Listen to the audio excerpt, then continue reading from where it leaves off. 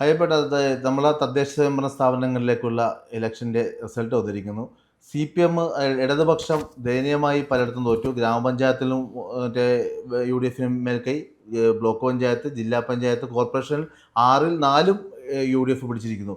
നമുക്ക് LDFിൻ്റെ ഈ ദയനീയമായ പ്രകടനത്തെ നമുക്ക് എങ്ങനെ വിലയിരുത്താം? UDF ഏതെല്ലാം മേഖലകളാണ് UDF മെച്ചപ്പെടുത്തിയത്? മൊത്തത്തിലൊന്ന് വിലയിരുത്തുമ്പോൾ എന്തൊക്കെ കാര്യങ്ങളാണ് അയ്യപ്പേട്ടന് തോന്നുന്നത്? തുഫൽ, ഇതിൽ എനിക്ക് ഈ ആകെ മൊത്തത്തിലൊരു വിശകലനം പറയാൻ ഞാൻ അത്രയും പ്രാപ്തനൊന്നും ആയിട്ടില്ല. പക്ഷേ എനിക്ക് പറയാൻ പറ്റുന്നത് CPM എന്ത് സംഭവിച്ചു എന്നുള്ളത് എൻ്റെ കൊച്ചറിവിൽ നിന്ന് കുറച്ച് കാര്യങ്ങൾ ഞാൻ പറയാം. അതായത് CPM എന്ന് പറയുന്ന പാർട്ടിയെ സംബന്ധിച്ച് CPM എന്ന് പറയുന്ന പ്രസ്ഥാനം ഒരു വ്യക്തി കേന്ദ്രീകൃത പാർട്ടിയായി മാറിയതിൻ്റെ ഡ്രോബാക്കിൻ്റെ ആരംഭമാണ് ഇപ്പോൾ ഉണ്ടായിരിക്കുന്നത്. വ്യക്തി കേന്ദ്രീകൃതം.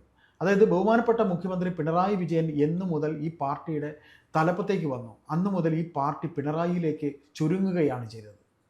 പാർട്ടി പിണറായിയിലേക്ക് ചുരുങ്ങിയതിൻ്റെ ഫലമാണ് ഇപ്പോൾ പഞ്ചായത്തുകളിൽ CPM തോൽക്കുക എന്ന് പറഞ്ഞാൽ സമൂഹത്തിൻ്റെ ഏറ്റവും അടിത്തട്ടിലാണ് പഞ്ചായത്ത് എന്ന് പറയുന്നത്.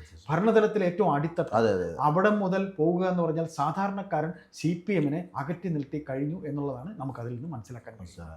അപ്പോൾ പിണറായി വിജയൻ എന്ന് പറയുന്ന നേതാവ് എത്ര കണ്ട് ഈ പാർട്ടിയിൽ ആഴ്ന്ന് ഇറങ്ങിയോ, എത്ര കണ്ട് ഈ പാർട്ടി അദ്ദേഹത്തെ ഡിപ്പെൻഡ് ചെയ്തോ, അതിൻ്റെ ഫലമാണ് ഇപ്പോൾ അനുഭവിക്കുന്നത്, ഇനി അനുഭവിക്കാൻ പോകുന്നത്.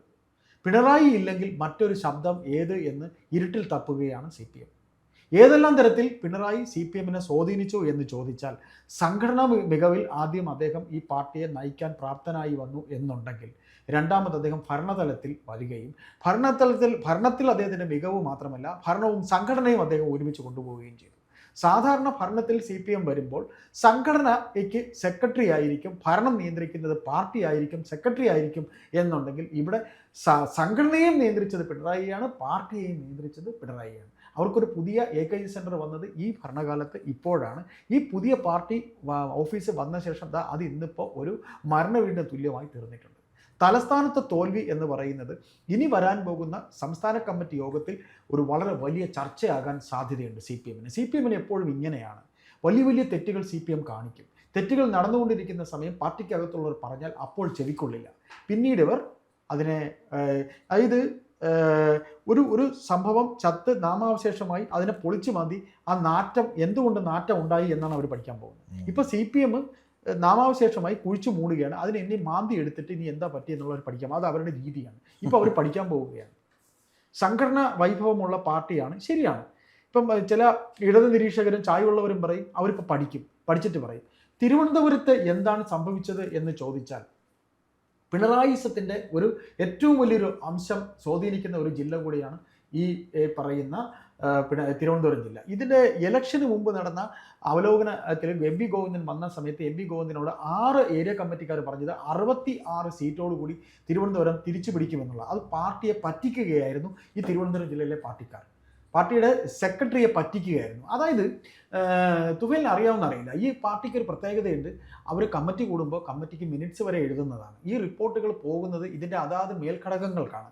ഈ മേൽഘടകം ഇപ്പോൾ തിരുവനന്തപുരത്ത് ഏതെങ്കിലും ഒരു ബ്രാഞ്ച് കമ്മിറ്റിയിൽ ഒരു ബ്രാഞ്ച് കമ്മിറ്റി യോഗം നടന്നാൽ ആ ബ്രാഞ്ച് കമ്മിറ്റിയിൽ ഇന്ന അജണ്ടയാണുള്ളത്, ഇന്ന അജണ്ടയിൽ മേൽ ഇത്ര പേർ സംസാരിച്ചു, ഇന്ന വിഷയങ്ങൾ എടുത്തു, ഇതിൻ്റെ മേൽഘടകത്തിലേക്കാണ് ഈ റിപ്പോർട്ട് പോകുന്നത്. ഈ മേൽഘടകത്തിൽ ചെല്ലുമ്പോൾ അവിടെ ഒരു ചർച്ചയുണ്ടാകും. ആ ചർച്ചയിൽ നിന്ന് ഊരിത്തിരിയുന്ന വിഷയം ലോക്കൽ കമ്മിറ്റിയിൽ നിന്ന് ഏരിയ കമ്മിറ്റിയിലേക്ക് പോകും. ഏരിയ കമ്മിറ്റിയിലും ഇത് ഫിൽട്ടർ ചെയ്താണ് ഈ ജില്ലാ ഘടകം സ്റ്റേറ്റ് ഘടകത്തിലേക്ക് പോകുന്നത്. ഇവിടെ അതൊന്നും നടന്നിട്ടില്ല.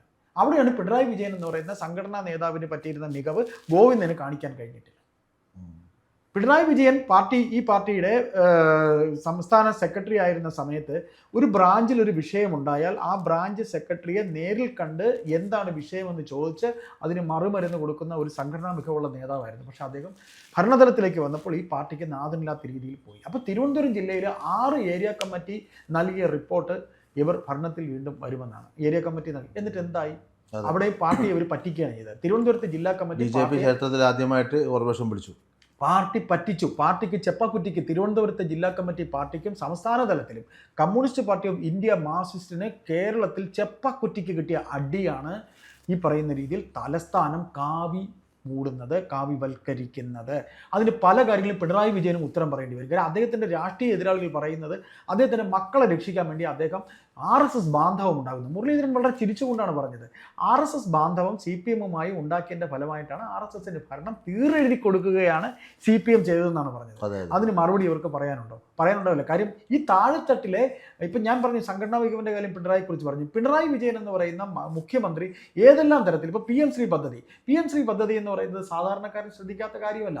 പോട്ടെ, ശബരിമല സ്വർണ്ണക്കൊള്ളയിൽ പറ്റിയിരിക്കുന്ന കാര്യം, അവരുടെ പാർട്ടിയിലെ 2 വലിയ നേതാക്കൾ, ഈ പറയുന്ന പത്മകുമാർ എന്ന് പറഞ്ഞാൽ വാസു പാർട്ടി അംഗമല്ല, പോട്ടെ, പത്മകുമാർ എന്ന് പറയുന്ന വ്യക്തി ഈ പറയുന്ന കമ്മ്യൂണിസ്റ്റ് പാർട്ടി ഓഫ് ഇന്ത്യ മാർക്സിസ്റ്റിന്റെ പത്തനംതിട്ടയിലെ തലപ്പൊക്കമുള്ളൊരു നേതാവാണ്. അദ്ദേഹത്തിന് ഈ പാർട്ടി എന്തെങ്കിലും ചെയ്തോ? പിന്നെ ഒരു പത്തനംതിട്ടയിലെ തന്നെ ഒരു വനിതാ നേതാവ് പറഞ്ഞ മുകേഷിന്റെ പീഡനത്തിന്റെ തീവ്രതയും രാഹുൽ മാങ്കൂട്ടത്തിന്റെ തീവ്രത കുറഞ്ഞതാണ്. ഇപ്പൊ MM മണിയുടെ വിടുവായിത്തരം, അതാണ് ഈ പാർട്ടിക്ക് പറ്റിയിരിക്കുന്ന ഏറ്റവും വലിയ തെറ്റെന്ന് പറയുന്നത്. അപ്പൊ ഇത്തരത്തിൽ CPM എന്ന് പറയുന്ന പാർട്ടി സ്വർണ്ണക്കൊള്ളയിൽ കാണിച്ചത്, അത് കഴിഞ്ഞിട്ട് ഇവർ നടത്തുന്ന PR എക്സസൈസ് എല്ലാം പൊള്ളയാണെന്ന് ജനം മനസ്സിലാക്കി. അതിൻ്റെ തുടക്കമാണ് തിരുവനന്തപുരം കുറച്ച് വിദ്യാഭ്യാസമുള്ള ആൾക്കാരുടെ സ്ഥലമാണ്, ഒരുപാട് സർക്കാർ ഉദ്യോഗസ്ഥർ. ഞാൻ ചോദിക്കട്ടെ, ഇവർ ശമ്പള വർധനവ് നടത്തുന്നത് ഈ സർക്കാർ ഉദ്യോഗസ്ഥർക്കാണ്. ഈ ഭരണം ഇത്ര കണ്ട് ഏറ്റവും വൃത്തികേടാക്കിയത് ആരാണ്? ഇവിടുത്തെ ഉദ്യോഗസ്ഥരാണ്. അത് നിങ്ങൾക്കറിയോ? ഇവിടുത്തെ ഉദ്യോഗസ്ഥരാണ്, പോലീസ് ഉദ്യോഗസ്ഥരല്ലേ? അപ്പോൾ പോലീസ് ഉദ്യോഗസ്ഥർ കാണിച്ച കെടുകാര്യസ്ഥിതിക്ക് മുഖ്യമന്ത്രി പിണറായി വിജയൻ, ബഹുമാനപ്പെട്ട മുഖ്യമന്ത്രി, എത്ര കണ്ട് അവരെ വിരട്ടിയിട്ടുണ്ട്, എത്ര കണ്ട് അവരുടെ മേൽ നോക്കിയിട്ടുണ്ട്. ഇപ്പൊ രാഹുൽ മാങ്കൂട്ടം എന്ന് പറയുന്ന ഒരു MLA-യുടെ പീഡന വിഷയം എടുത്ത് തെരഞ്ഞെടുപ്പ് ആയുധമായി അവർ ഇട്ടിട്ട് 15 ദിവസം ഈ ചെറുപ്പക്കാരനെ ഒളിച്ചിട്ട് ഒരു 7 അയലത്ത് എത്താൻ പറ്റിയോ? പോലീസിനകത്ത് ചാരന്മാരല്ലേ ആ ചെറുപ്പക്കാരന് ഇത് ചോർത്തി കൊടുത്തത്? മുഖ്യമന്ത്രി കൊടികെട്ടിയ ആഭ്യന്തരം, കമ്മ്യൂണിസ്റ്റുകാർ ഭരിക്കുന്ന ആഭ്യന്തരമാണ്. എവിടെ പോയി പിണറായി വിജയൻ? എവിടെ പോയി ശശിയുടെ പോലീസ്? നമ്മുടെ ചോദ്യമാണ്, സാധാരണക്കാരന്റെ ചോദ്യമാണ്. ഇത് കോൺഗ്രസ് ആണ് ഭരിച്ചെങ്കിൽ പിണറായി വിജയൻ എങ്ങനെ ചോദിച്ചത്? അല്ലെ, പിണറായി വിജയൻ എങ്ങനെ ചോദിച്ചത്? അപ്പൊ ഇവിടെ നമ്മുടെ ചോദ്യം എന്ന് പറയുന്നത്, ഞങ്ങളാരും മണ്ടന്മാരല്ല സാർ, ഞങ്ങളാരും മണ്ടന്മാരല്ല. അപ്പൊ അങ്ങനെ ഈ പാർട്ടിയുടെ ഏരിയ കമ്മിറ്റി സെക്രട്ടറിമാർ എത്ര പേര് മത്സരിച്ചു? എന്തിനോ ഏരിയ കമ്മിറ്റി സെക്രട്ടറിമാരൊക്കെ ഇവിടെ മത്സരിക്കുന്നത്? കേവലം ഒരു കൗൺസിലർ ആവാൻ വേണ്ടി പാർട്ടി സംഘടനാ ചുമതല കളഞ്ഞുകൊണ്ട് മത്സരിക്കുക എന്ന് പറഞ്ഞാൽ ഈ പാർട്ടി അത്ര കണ്ട് അധികാരത്തിന്റെ പുറകെയാണ്. AKG പറഞ്ഞിട്ടുണ്ട്, EMS പറഞ്ഞിട്ടുണ്ട്, ഈ പാർട്ടിയുടെ നേതാക്കൾ, മുൻകാല നേതാക്കൾ പറഞ്ഞിട്ടുണ്ട്, നമ്മൾ CPM എന്ന് പറയുന്ന പാർട്ടി എപ്പോഴും അധികാരത്തിന് പുറകെ പോകരുത്. അധികാരത്തിന്റെ പുറകെ പോയാൽ നമ്മൾ ഒന്നുമല്ലാതെ പോകും. അധികാരത്തിൽ ഇരിക്കുമ്പോഴും സംഘടനയെ നമ്മൾ കൊണ്ടുപോകണം. ഇവിടെ സംഘടനയല്ല വലുത്, അവർക്ക് ആവശ്യം സുഖലോലുപതയാണ്. ഇറങ്ങാൻ 3 മാസം ഉള്ളപ്പോ കാർ അടുത്തത് ഉണ്ടാക്കാൻ പോകുന്നു, പുള്ളി പുതിയ കാറിലകത്ത് ഇരിക്കാൻ പോകുന്നു. ബഹുമാനപ്പെട്ട മുഖ്യമന്ത്രി പിണറായി വിജയ, താങ്കൾക്കുള്ളതിനേക്കാൾ വിഷമമുണ്ട്. താങ്കളുടെ കൂടെ നടക്കുന്നവർ, താങ്കൾ മന്ത്രി പോലും ആകാതെ, താങ്കൾ ഒന്നുമല്ലാതെ ഇവിടുന്ന് പടിയിറങ്ങി പോകുമ്പോൾ ഇനി വരുന്ന അടുത്ത 5 വർഷക്കാലം 2026-ന് ശേഷം താങ്കൾ ഒന്നുമല്ലാതായി തീരാൻ പോകുന്നു. താങ്കൾക്കൊപ്പം നിന്ന ഒരു മണൽത്തരി പോലും താങ്കളോട് വന്ന് കാണില്ല. അപ്പോൾ ഇനി ഈ ഭരണം തീരാൻ പോകുമ്പോൾ കാർ എടുക്കാൻ പോകുന്നു, പുതിയ കാർ എടുക്കാൻ പോകുന്നു. അദ്ദേഹം രജനീകാന്ത് നടക്കുന്ന പോലെ പാരാവാരങ്ങളുമായി നടക്കുന്നു. ഇതിനേക്കാൾ ഇനി കൂരമ്പുകൾ ഇനി വരാൻ പോകുന്നല്ലോ വിത്തിൻ 1 മാസത്തിനകം ശബരിമല എന്നുള്ള സ്വർണ്ണക്കൊള്ള. തീർച്ചയായിട്ടും ശബരിമല സ്വർണ്ണക്കൊള്ള. ശബരിമല അയ്യപ്പനെ പറ്റിച്ച് ആഗോള അയ്യപ്പ സംഗമം നടത്താൻ നോക്കി, അത് പൊളിഞ്ഞു. നവകേരള യാത്ര നടത്തി, അത് പൊളിഞ്ഞു. നിങ്ങളുടെ വിളിപ്പാടകലെ ഞാനുണ്ട്, നിങ്ങളുടെ പ്രശ്നങ്ങൾ തീർക്കുമെന്ന് പറഞ്ഞു, അത് പൊളിഞ്ഞു. അല്ലെ, എന്തെല്ലാം ഈവന്റുകൾ ഇവർ കാട്ടിക്കൂട്ടി, അല്ലെ. അപ്പോൾ ഇപ്പോൾ ഇതാ സംഭവിക്കുന്നു. ഭൂരിപക്ഷ വോട്ട് കിട്ടിയാൽ, അതായത് അദ്ദേഹത്തിന്റെ ബുദ്ധി എന്നും വിജയിക്കുമെന്നാണ് അദ്ദേഹം കരുതുന്നത്.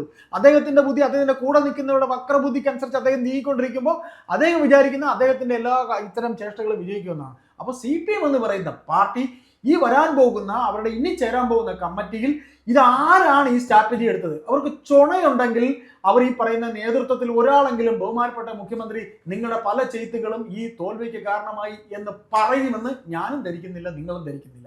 അത്ര കണ്ട് ഈ പാർട്ടി ഇദ്ദേഹത്തിന്റെ കാൽ കീഴിലാണ്. ഇനി അവർ മനസ്സിലാക്കുന്നത്, അദ്ദേഹം മനസ്സിലാക്കുന്നത് താൻ നഗ്നനാണ് എന്ന് ആരെങ്കിലും വിളിച്ച് പറയുമ്പോഴേ പിണറായിക്ക് അത് മനസ്സിലാവുള്ളൂ. കാര്യം ഈ തോൽവിയുടെ കാരണം ആശമാരുടെ സമരം, നമ്മൾ എത്ര കണ്ടതാണ് ആശമാരുടെ സമരം. ഒരു മുഖ്യമന്ത്രി എന്ന രീതിയിൽ അദ്ദേഹം അവരോട് ഒരു വാക്ക് സംസാരിക്കാൻ ചെന്നിട്ടുണ്ടോ? ഇല്ലേ?